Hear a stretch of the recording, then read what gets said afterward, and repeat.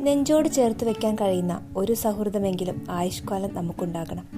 ഏതു തിരക്കിലും നമ്മെ കേൾക്കുന്ന, പറയാൻ സമയം കണ്ടെത്തുന്ന, തെറ്റു ചൂണ്ടിക്കാണിക്കുന്ന, ശരികൾക്ക് കൂടെ നിൽക്കുന്ന, മിഴികൾ നിറഞ്ഞാൽ കാരണം തേടുന്ന, ഒരു വാക്കിനാൽ നൊമ്പരങ്ങൾ മാറ്റുന്ന, ഏതു പ്രതിസന്ധിയിലും തണലാകുന്ന, പരസ്പരം സ്നേഹവും വിശ്വാസവുമുള്ള ഒരു ചങ്ങാത്തം.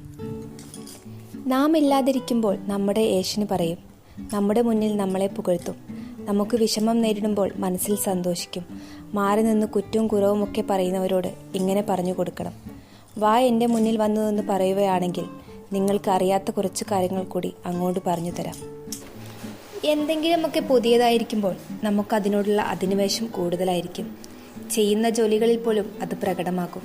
പുതിയ തുടക്കങ്ങളോ കൂട്ടിച്ചേർക്കലുകളോ നല്ല മാറ്റങ്ങളോ ഉൽപ്പാദനക്ഷമതയും കൊണ്ടുവരുമെന്ന് കാണുവാൻ സാധിക്കും. കാലക്രമേണ പുതുമയില്ലാതാകും തോറും ഈ പ്രാരംഭ ഫലപ്രാപ്തി നിലനിൽക്കണമെന്നില്ല.